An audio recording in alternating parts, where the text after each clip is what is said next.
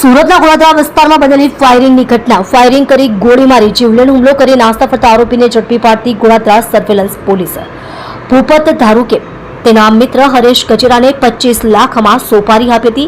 હરીશ ગજેરાએ 20 લાખ રૂપિયામાં રવિન્દ્રને સોપારી આપી હતી.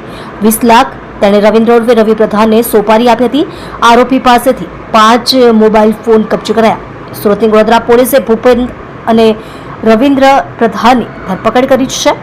રવિન્દ્ર ઉર્ફે રવિ પ્રધાન દ્વારા અન્ય કોઈ વ્યક્તિને સોપારી આપી હતી. ગોળાદરા પોલીસે ફાયરિંગ કરનારા ઈસમની તપાસ હાથ ધરી છે.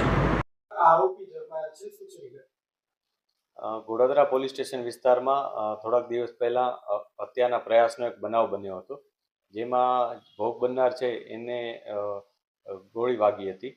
આ ઘટનામાં શરૂઆતમાં પોલીસે હરેશ ગજેરા નામના એક વ્યક્તિની ધરપકડ કરી હતી. ત્યારબાદ અમે વધુ ઊંડાણમાં ઉતર્યા હતા ત્યારે ખ્યાલ આવ્યો હતો કે જે હરેશ ગજેરા છે એને એના મિત્ર ભૂપત ધડુકે સોપારી આપી હતી. ભૂપત ધડુકે આ સોપારી જે ભોગ બનનાર છે સંજય પડસાળા એને પતાવી દેવા માટે આપી હતી.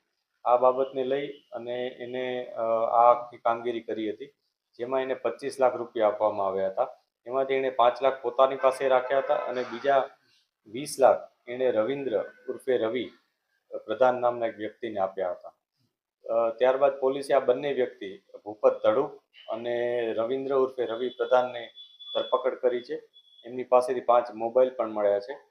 હજી એની પાસે કોઈ એમાઉન્ટ છે કે નહીં એની રિકવરીની અત્યારે પ્રક્રિયા જારી છે. પોલીસ હજી પણ ઊંડાણપૂર્વક તપાસ કરી રહી છે, કેમ કે આમાં જે મેઇન ફાયરર છે એને હજી પોલીસ શોધી રહી છે. એટલે ભૂપતે હરેશ ગજેરાને પૈસા આપ્યા અને હરેશ ગજેરાએ આખી સોપારીની કામગીરી એણે રવિન્દ્રને આપી હતી.